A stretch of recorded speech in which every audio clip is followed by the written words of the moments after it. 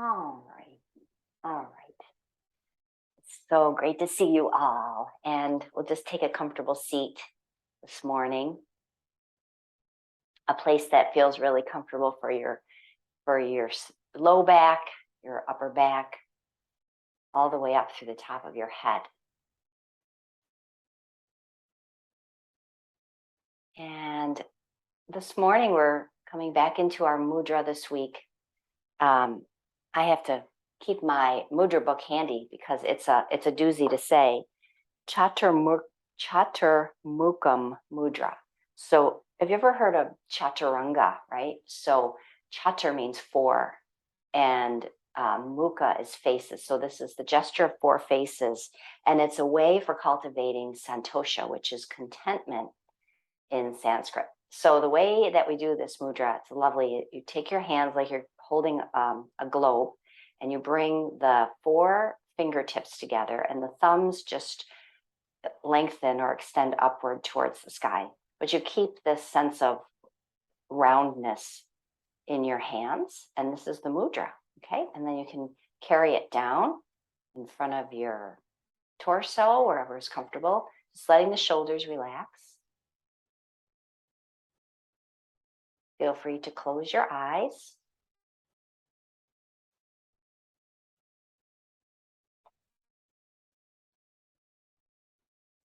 This mudra has lovely benefits.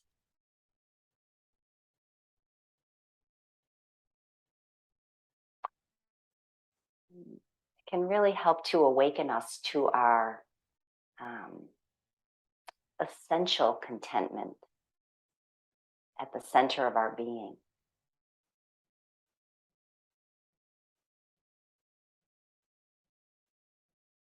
That place of unshakable connection and presence that we can be witness to as we close our eyes now and just become in tune with the breath, the internal sense of ourselves.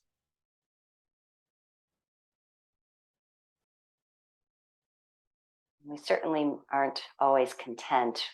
There's things we wish would be a certain way or different, or things that we might desire that we don't have.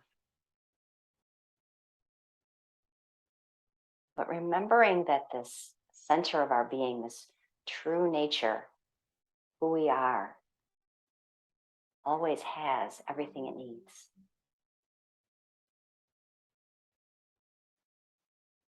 And so we rest in that inner sense of contentment, of well-being, even amidst the challenges and the ups and downs of life. Often challenges can help to teach us things, to help us to grow in ourselves. And what a gift to be able to feel all of that. Okay, and then just close your palms together in front here to honor yourself this morning, to welcome yourself to your practice. And you can do as much or as little as you need to today to honor where you are on the path today in this moment. And then bow your head, release your hands, open your eyes again. Okay, so we're going to start standing this morning. So we'll just need your strap blocks and a blanket, should do it. And a mat. Okay. So anywhere you'd like to stand on your mat this morning, just let your arms relax down by your side. Have your feet wherever they're comfortable here. And let's start to roll shoulders a little bit. Can you tune into your shoulder blades? Feel the blades as they have that capacity to move up and slide around and back and down. And the arms are just following along. So the arms aren't propelling us, the shoulder blades, it's our center that we're moving from. Okay, and then go in the other direction. If you're noticing a little jumpiness around the blades, that's a good thing. That's sort of those muscles waking back up again. Right, and then let that go. Let's take the arms out halfway to the side, palms face forward. Take the arms back some, and then start to bend at the wrists slightly. Now, it might feel good to have your arms a little lower. There's different places of that we can, different vectors or angles we can have our arms to get different stretches. Bring the arms out in front, palms together, flip the palms over as you interlace the fingers and extend your arms forward. Thumbs reaching down. Nice, easy breath. Release the arms down by the side. Take the left arm up and stretch over to the right side bend. Inhale, come up, other direction. And coming back up. Let's do that one more time. Inhale, arms out to the side. Arms go back a little. Now, if you had your arms as the same height that you did the first time, try a different height. Extend at the wrists a little bit, fingers back. Feel the breath across the front of the body. Bring the hands together, interlace, and flip the palms over. Stretch through the thumbs, palms of the hands, through the upper back. Release your arms. Take the right arm up and over, side bend. And up and over to the other side. And then coming back to center. Step your feet just a little wider, maybe as wide as shoulders or a bit wider. Turn the legs out slightly. And we'll just start this kind of a lunging warm up here. So we're going to reach down, sweep the fingers towards the floor, come up and reach the arms up. And then just coming into this little ninja squat here. Make sure the bum goes way back. You can add this movement of the arms. Now the arms don't have to go all the way overhead. They can go out to the side and back. And go at your own pace. So we're pulsing with the prana a little, getting some life energy, some blood flow through the bigger muscles this morning. Waking up the legs and the arms. Let's do a couple more. Squatting is so good. All right, and then go ahead and relax that. Good. Step your feet back together. Let's turn to face forward if you're not already at the top of your mat. You can have your blocks here as well, your companions, and then bring yourself into Tadasana. Hands come to the heart. Feel maybe the elevation of your heart rate a little. So we did a bit of bigger movements there. And let's exhale. Release the arms. Slow inhale. Gather the hands up to the sky and exhale, hands in front of your heart. Sit back into Utkatasana, chair pose. Shift your weight a little to the right with both feet on the floor. And then shift your weight over to the left. And do that a few times. Can you feel the weight transfer into the right foot a little more? And then the left foot a little more. Can you feel how that reverberates all the way up into the backside, the glutes and bum? So you're not changing the bend of your knees. You're just shifting weight to one side and then the other. So feel how that weight transfers. And then stay to the left. Stay to the left here and start to peel the right foot slowly, gradually off the floor. So you feel more and more weight work coming into the left leg. And then pick the foot up and step it back into a lunging warrior. So what we did there is we connected our brain to the front leg in a way that really starts to turn on those muscles. Nice sense of awareness there. Let's take the arms to the side. Now, if you like, you can float the arms up as you straighten the front leg, and then float the arms down as you bend front leg. So we're adding a little more flow to the arms and the legs here. Do the best you can, find your balance.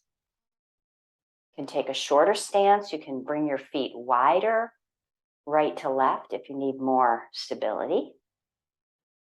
And soft gaze, move with your breath.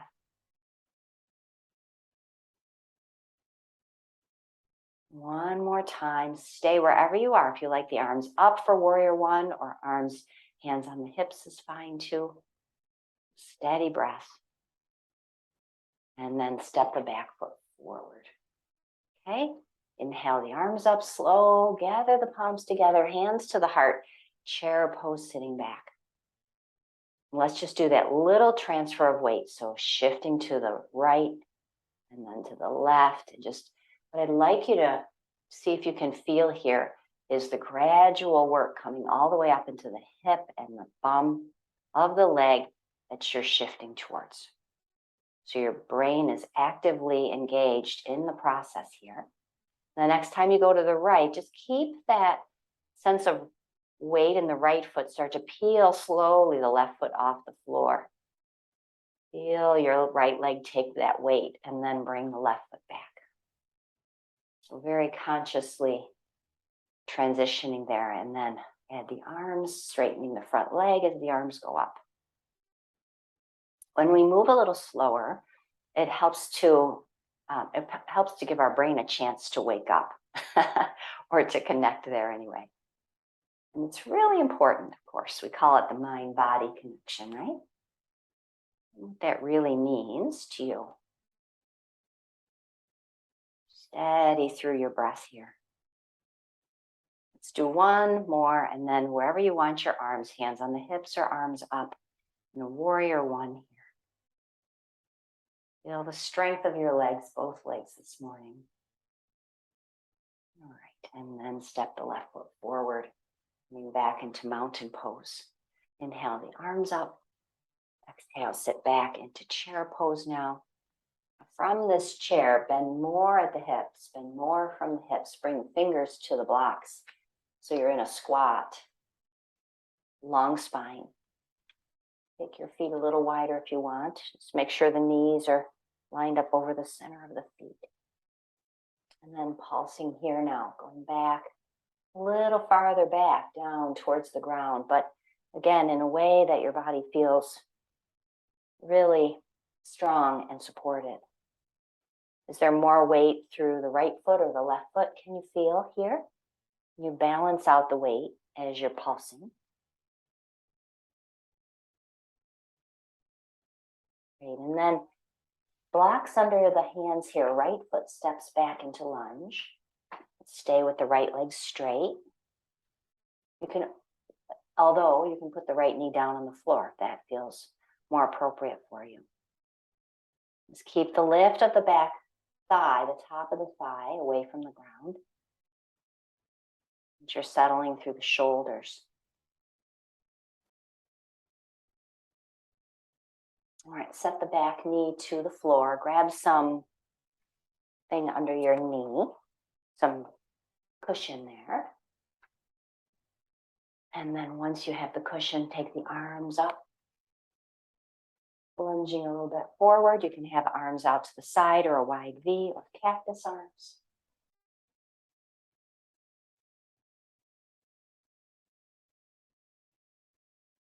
And then reach down, grab one of your blocks, take it in your hands, the widest width, and bring the hands behind the back of the tailbone, palms on either side of your block here. And just feeling the arms, the back of the shoulders, neck is relaxed. And just holding this position for a moment, giving some nice strength to the back of the arms. Okay, now take your block forward again. Hands on the blocks, shift your hips back. Start to play with straightening the front leg a little bit this morning. So stretching the hamstring on the left leg. Mine feels like it doesn't want to quite straighten all the way. So again, I'm tuning into the muscles, the bones, and as best to my ability that I can to tune into my body and say, what is it you need today? Right? When we just try to push through and make something happen, well, the body will have its way of talking back, and maybe it's not a way we want to hear. So let's stay here for one more breath, just a little bit of a stretch through the those hammies. All right, and then we're going to step this front foot back to your table position. Just take your blocks off to the side, hands to the floor, and let's move in cat-cow. Checking out the spine, torso, hips and shoulders here.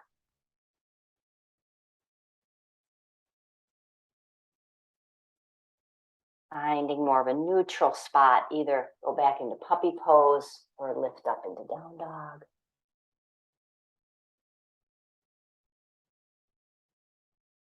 Reach down through the heels. Is there a different sensation from your right leg to your left leg here, since we did a little bit of a stretching on one side? Like I can feel my left hamstring feels a little more free than the right one. So let's try the second side. Bring the right foot forward into the low lunge. And coming up, we'll just take the arms to the sky first. Greeting this morning with an attitude of openness to whatever's arising, remembering that inner santosha. Right? It's there.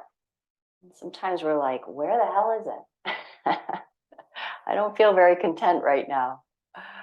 So that's that super kind of outer surface wanting of contentment, right? Okay, bring your hands down, grab your block, take it behind you, hold the two ends. It takes a lot of work to even connect our brain to the idea that we have that inner contentment at our center. Sometimes it can be hard to trust. But as yogis, it's almost like we know, through practice, we know. There's an inner knowing. And then go ahead, bring your blocks to the floor in front of you. Shift back. Let's check out the hamstrings and calves now. It might be tough to move slow. See if you can match your pace here. Slow your breath down.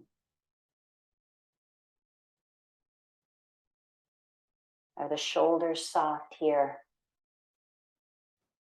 Their breath, movement through the torso. Can you wiggle your toes a little, just relaxing the foot tension there? We'll just hold this another couple of breaths.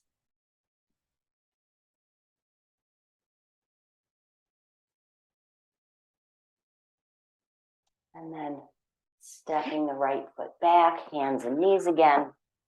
Let's do another set of movement on our hands and knees. Instead of cat-cow, let's go to the frontal plane, which is side bending. So side bend to the right, side bend to the left. You can let the right hip come up towards the right shoulder and so on. Just a few times. Let your head follow.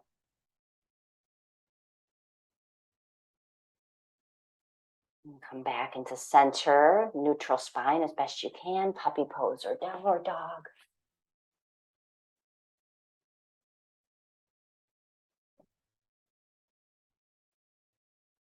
Take a nice, another breath there.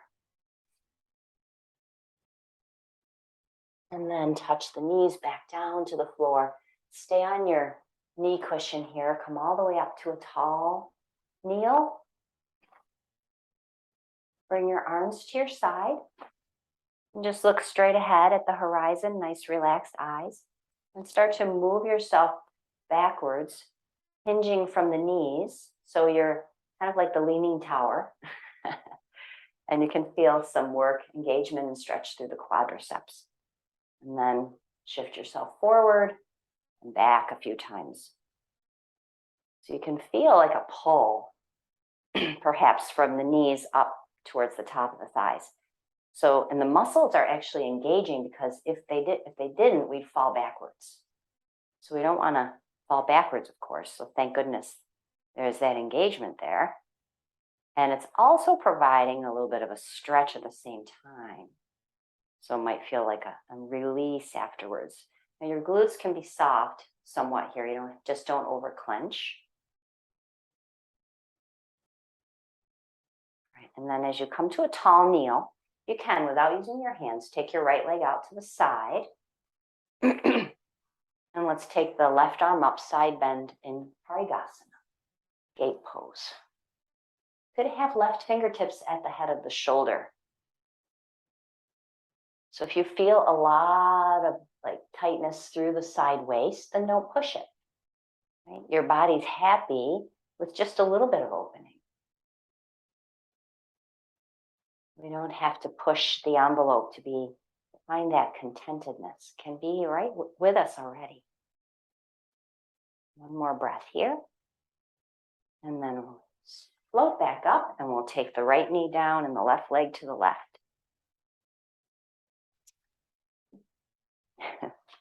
And then right arm comes up and start to stretch out to the left side here, or right hand at the shoulder.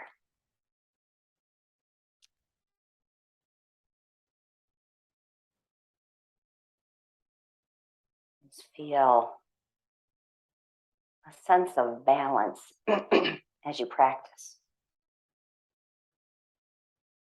All right, and then slowly rise up.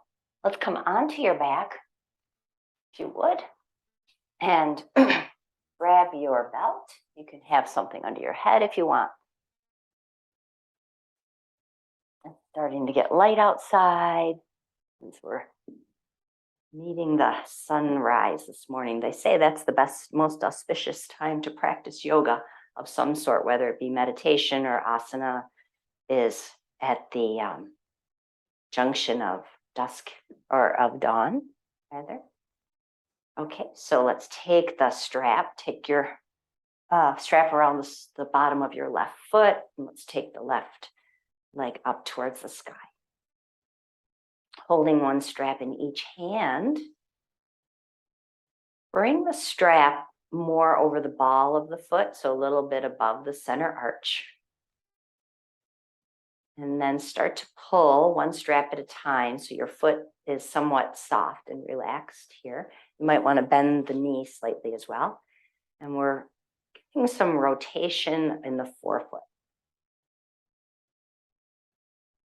So you're using your hands to steer that motion, that twisting motion through the foot.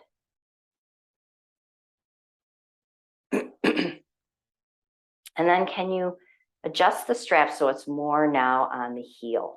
So even in the front of the heel, or just right on the heel, and feel the difference there. And then just press up into the strap with your heel a little bit. Right leg can be straight or bent. And then take both straps into your left hand and guide your leg out to the left to whatever degree feels good for you. Noticing if there's any bracing in the shoulders here or in the neck that want to help in this motion of your leg. Let there be a softness there in the shoulders. My goodness, I have this frog today. Okay, so then take your leg across the midline over to the other side, just so the pelvis stays on the ground here, and you're just stretching the outside of this left thigh. So you're not lifting the left side of the pelvis up. And if you pull a little bit on the strap right into the heel, there's a nice connection from your heel to your left sitting bone.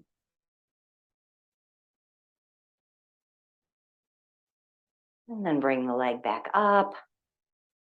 And then we'll just switch feet. So when we bring the right foot up, we're going to start at the ball of the foot where the strap will be.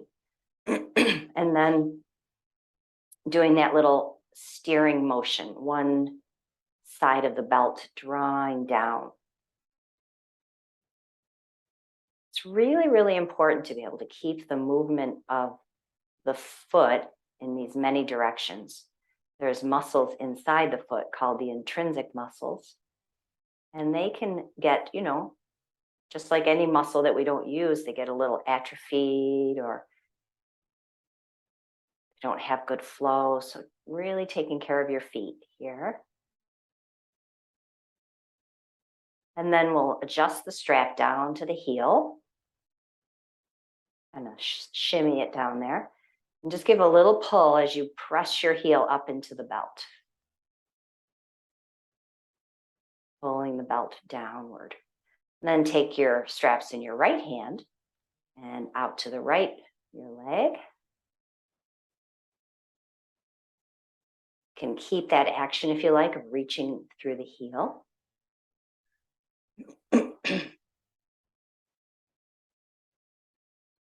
And then sweep it up and over to the other side. Just so your pelvis stays on the floor.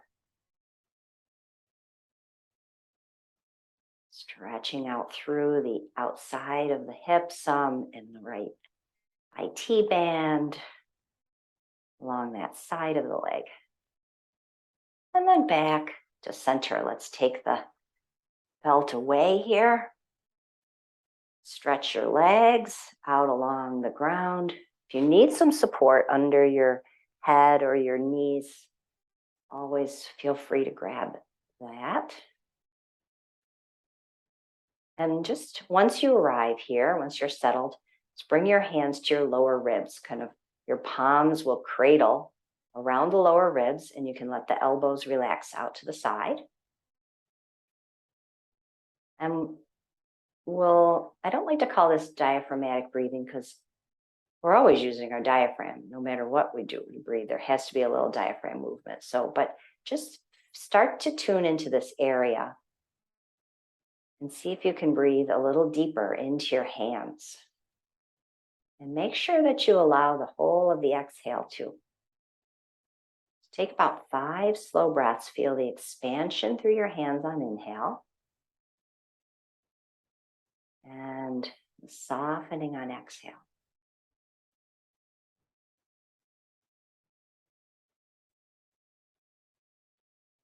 So one phase, we're inhaling and a little pause, and then exhale. And a little bit of retention there.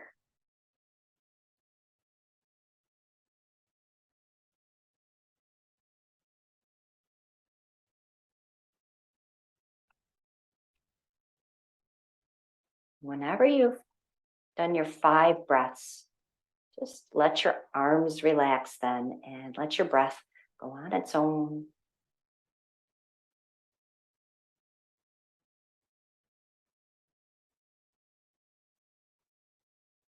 Allowing shavasana to be a place to integrate mind and body.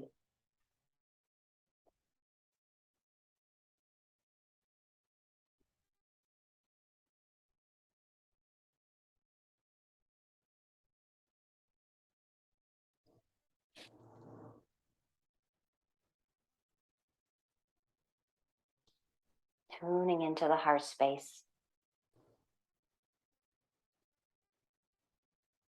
A place of inner contentment.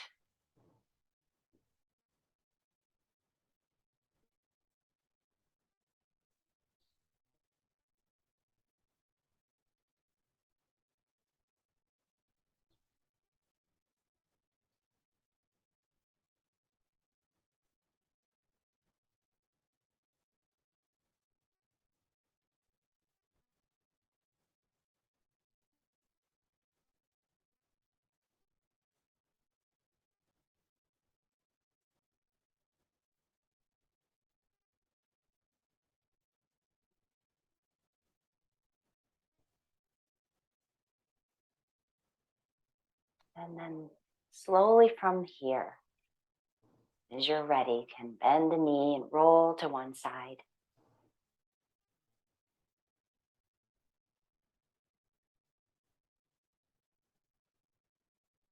Passing through your hands, coming back up into sitting once again.